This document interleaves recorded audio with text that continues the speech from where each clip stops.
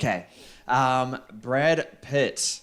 He's starring in an F1 movie directed by Joseph Kosinski. This movie has been following the F1 season last year. Not sure about this season now of F1. But yeah, they've set up garages next to real F1 teams and been on the tracks as well, particularly in Silverstone. So the budget for this one has been reported to be well over 300 million. That places it in the top 15 most expensive movies of all time. And it doesn't even have a theatrical distributor yet. So bit of a gamble. I think Apple is the one funding this one.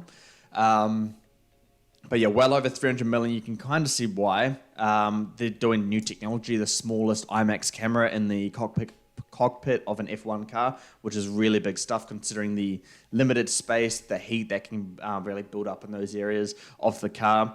SAG-AFTRA, that caused massive production delays. It increased the cost because they obviously couldn't film there and shoot at that time.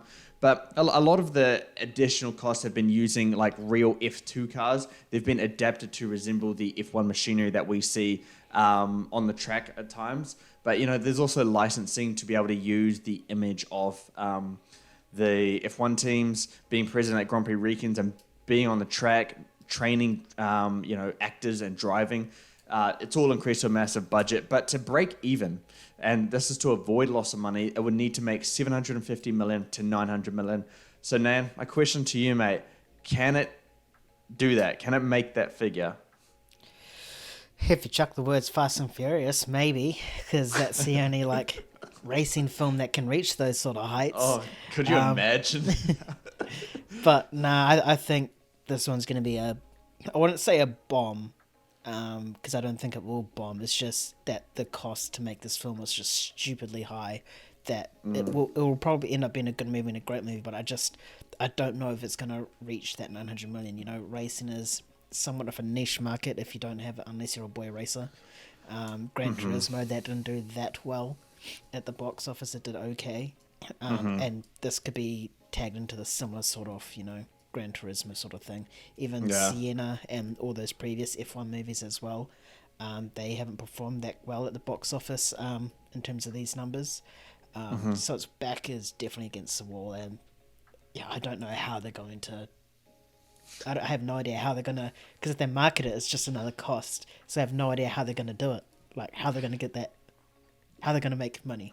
It's going to be very, very hard for them.